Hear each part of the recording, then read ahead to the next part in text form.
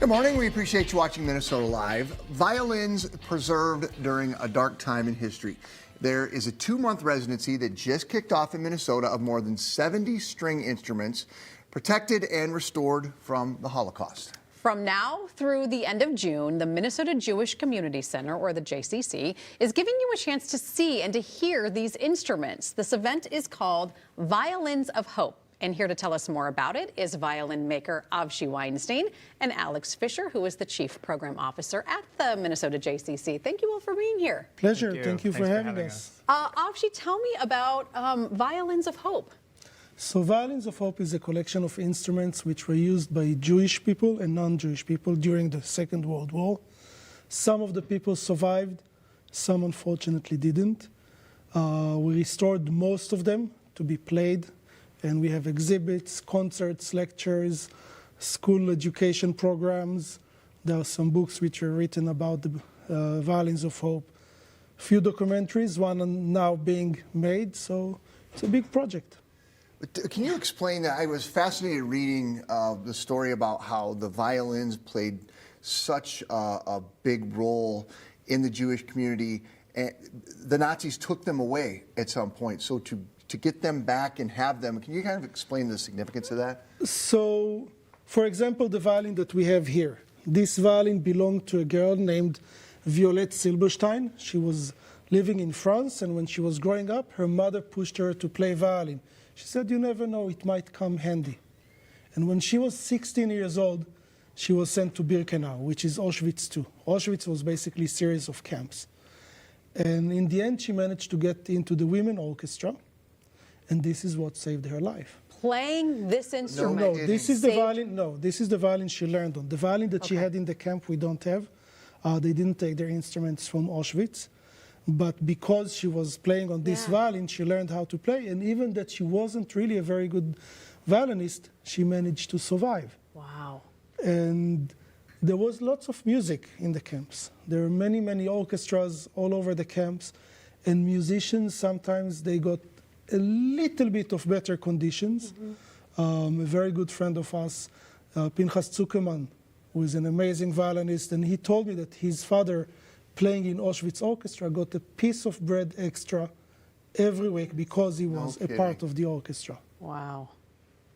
That's incredible. Alex, you talked a little bit to me in the commercial break about how this has been a years-long project and effort to get Violins of Hope here to Minnesota. It has been. So this started maybe 2.5 years ago or so, and all 70 violins will not be in one place at the same time. They'll be at different locations.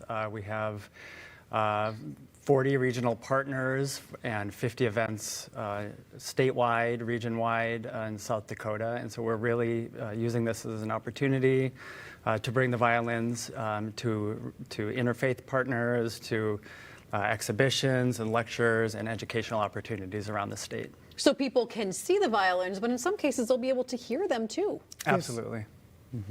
Is there, so you restored these, Yes. correct? Explain that. I'm looking at some of the pictures of the process. Can you explain the delicacy of being able to do that? I imagine that's... I'm not so sure we have enough time, but well, so some of the instruments, we got them, they were in better condition. Some, like this violin, which was played in labor camps all around Eastern Europe and Germany. This took about 1.5 years of restoration. You're kidding. And the owner of this one survived. One of the very interesting stories, actually, this violin. This was made in New Jersey in 1890s, and it's dedicated to a person named Master Sergeant Rudy Edmonds, who was an American soldier, and he was caught by the Nazis during the Battle of the Bulge, and they were sent to a POW camp. And in those times already the Nazis started to, they used to take out the Jewish POWs away. And the commander of the camp told him, tomorrow morning during roll call, you're going to point out all the Jewish POWs and we're going to take them. So the morning comes, they go out for roll call, and he says, okay, who are all the Jewish people here? And he says, we are all Jews. And even when he had a gun point to his head, he didn't give up anyone. 250 Jewish soldiers. And he saved them, and just 2 months ago, his son got the Medal of Honor from President Trump for his actions. Wow. Alex, what do you hope the community takes away from this and hearing stories like this? And I'm thinking in particular young people too, what value it would be to hear a story like that.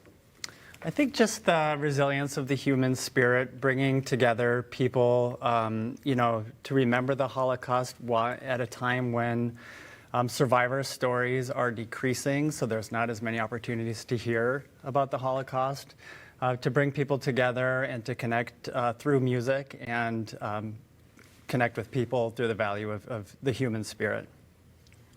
Am I seeing a Star of David on Yes. this violin here? This is the first violin that we got to the collection. You can see there is a small Star of David here, inlaid on the back. And the label is in Hebrew. And this violin was made by Yaakov Zimmerman in Warsaw in 1924. And Yaakov Zimmerman was actually one of the people who taught my grandfather violin restoration and maintenance before my grandfather immigrated. Where do you find these violins? Like I would All over the world. And some of them are restored, but some of them are not restored. You keep them silent. Yes, some of them will never be restored. There is a violin which is signed inside Heil Hitler with a swastika. Wow. So this one we will not restore. There are a few others which we decided not to restore. One of them that people can see the conditions of some of those instruments, how we got them. But the vast majority are restored and are being played on concerts. This is a labor of love for you. You travel all over the country and I would imagine the world Yes. with this. Why? Well, I'm a third-generation survivor. I was very lucky to be able to hear my grandmother and many other people, survivors, talk about it. You don't really have more survivors who can talk. The survivors we have today, most of them are child survivors, but they're also well into their 80s. So we have to make sure people remember.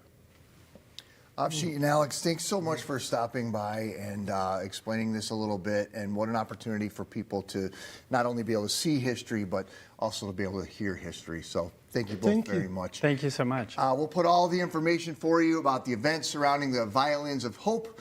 There's going to continue across the state now until the end of June. You can find a link to the performance, film screening, and other event near you on MinnesotaLive.com.